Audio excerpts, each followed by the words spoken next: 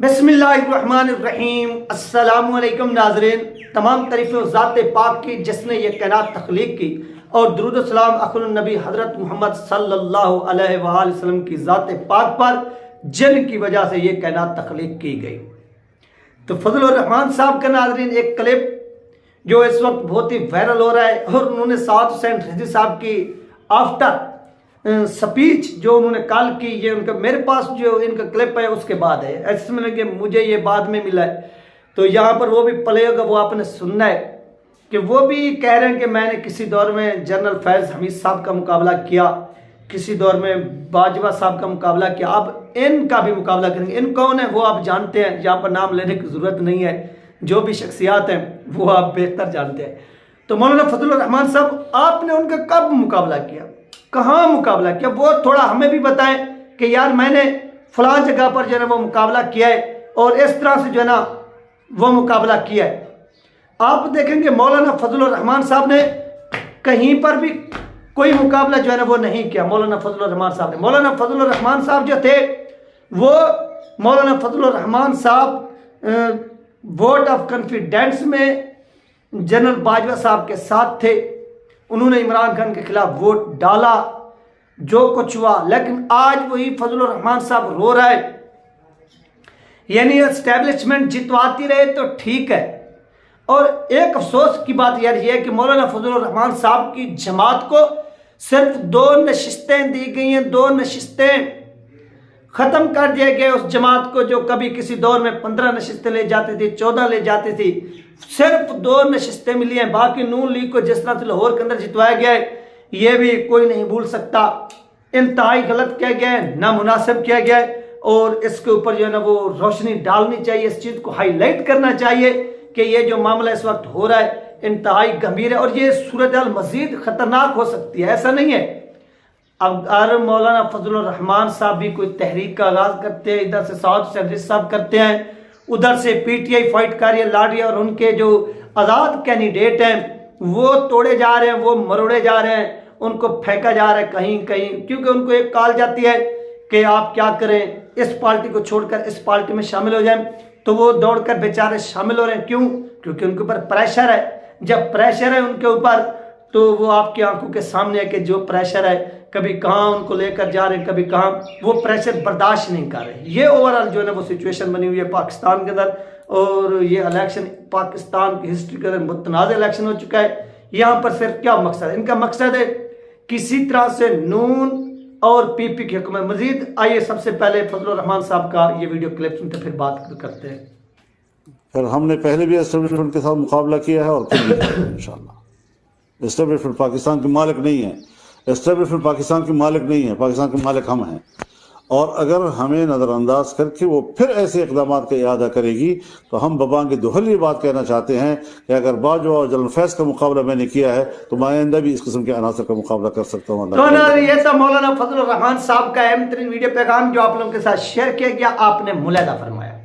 तो आज मौलाना फजल रहमान साहब भी रो रहे हैं जो कभी इनके हाथों इस्तेमाल हुआ करते थे। मौलाना फजल रहमान साहब आप इस्तेमाल हुए हैं इनके खिलाफ, आप इस्तेमाल ना होते उस वक्त इमरान खान की हुकूमत ना गिरती, आज पाकिस्तान की ये सिचुएशन ना बनती। उस वक्त जब ये इमरान खान की हुकूमत गिरा रहे थे तो साद हुसैन रिजवी साहब ने उस वक्त भी ये मुखालफत की थी कि यार इस तरह से वोट खरीद कर मंडियाँ लगाकर हुकूमत को बनवाना तोड़वाना ये मुल्की मफाद में नहीं है। हम इस चीज़ को रिजेक्ट करते हैं, हम इस चीज़ को एक्सेप्ट नहीं करते, हम नहीं मानते। ये किसने कहा? ये साद हुसैन रिजवी साहब ने कहा, पूरी दुनिया के सामने कहा और फिर उन्होंने साबित करके दिखाया। और आज आप लोग रो रहे हैं कि हमारे साथ ये हो रहा है, हमारे साथ वो हो रहा है। आप लोगों के साथ कुछ नहीं हो रहा, आपने अपने साथ कुछ खुद किया है और आज आप उसकी सज़ा भुगत रहे हैं। और यहाँ पर जो टीएलपी के साथ हुआ है वो तो क्लियर कट बात है कि मैंने अपने जब पहली वीडियो सामने आई थी कि साद हुसैन साहब जो है वो हार के, मैंने आपको पहले भी बताया था कि एस्टेब्लिशमेंट का जो प्रेशर है वो बर्दाश्त नहीं, एस्टेब्लिशमेंट का जो प्रेशर इस वक्त बना हुआ है वो बर्दाश्त नहीं कर रहे। जो नीचे बैठे हुए लोग हैं वो उनको जैसा कहते हैं वो वैसा का वैसा जो रिजल्ट है वो बनाकर इनाउंस कर रहे हैं। और एस्टेब्लिशमेंट के ऊपर किसका प्रेशर आया? एस्टेब्लिशमेंट के ऊपर प्रेशर है, अमेरिका का, यूरोपीय यूनियन का, बरतानिया का, कि साद हुसैन रिजवी साहब को पार्लियामेंट में नहीं पहुंचने देना। उसकी मैंने आपको रीज़न भी बताई, उसकी मैंने आपको वजूहात भी बताई। क्यों?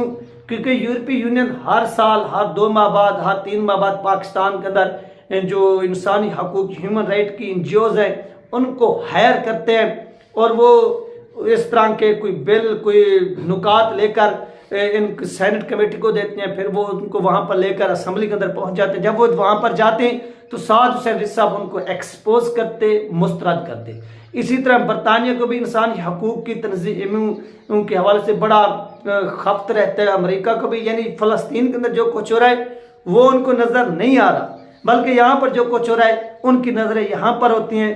तो ये वो सारा का सारा मामला है जो इस वक्त पचीदा है और पूरी कौम जो है वो इस चीज़ को देख रही है, अपनी आंखों से देख रही है जो कुछ भी यहाँ पर तमाशा लगा हुआ है, और कौम इन चीज़ों को रिजेक्ट करती है, मुस्तरद करती है।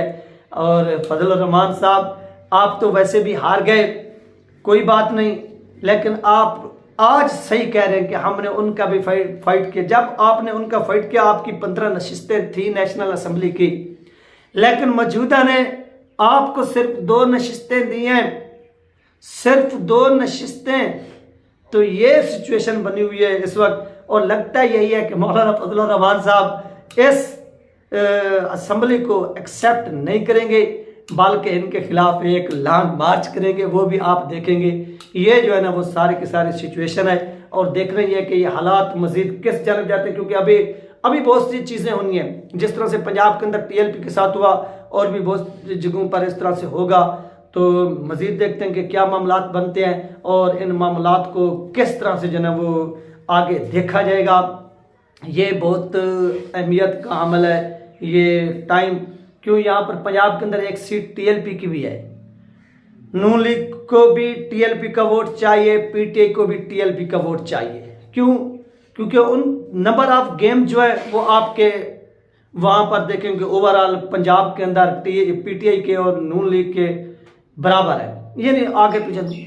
तो यहाँ पर एक एक वोट उनको चाहिए, और यही वोट, हाँ, अगर अब एस्टेब्लिशमेंट किसी को डरा कर धमका कर हुकूमत बनवा भी देती है तो ये हुकूमत कोई मजबूत हुकूमत नहीं होगी, ये एक वीक तरीन हुकूमत होगी।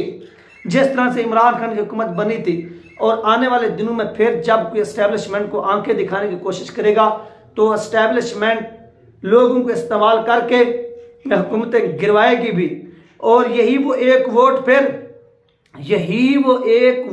फिर इनके काम आएगा, और ये लोग उसको देखते रहेंगे। ये चीज़ें जो इस वक्त पाकिस्तान के अंदर जो है वो अरूज पर पहुंची हुई हैं। अब मजीद इसके ऊपर क्या कुछ होता है, मौलाना फजल रहमान साहब भी रो रहे हैं, और भी लोग जो है ना वो रो रहे हैं। बस रोते रहें, रोने से अब कुछ नहीं होगा, धोने से अब कुछ नहीं होगा। बाकी क्या कुछ होता है ये भी आप लोगों के साथ नाज़रीन शेयर कर दिया जाएगा, जैसे ही तमाम जो चीज़ें वो सामने आएंगी। बाकी अल्लाह ही बेहतर जानता है कि इस वक्त क्या बनता है, क्या होता है। जो लोग परेशान हैं, परेशान नहीं होना चाहिए, बल्कि मुकाबला करना चाहिए, फाइट करना चाहिए, परेशान नहीं होना चाहिए। जो हुआ आप लोगों के साथ, ये इलेक्शन नहीं हुआ, सिलेक्शन हुआ है। नवाज शरीफ को ज़बरदस्ती जितवाया गया, जो अपने घर की एक पोलिंग भी हार गए यार, उस शख्स को पाकिस्तान के ऊपर, पाकिस्तान की 22 करोड़ अवाम के ऊपर जो है वो मुसलत किया गया।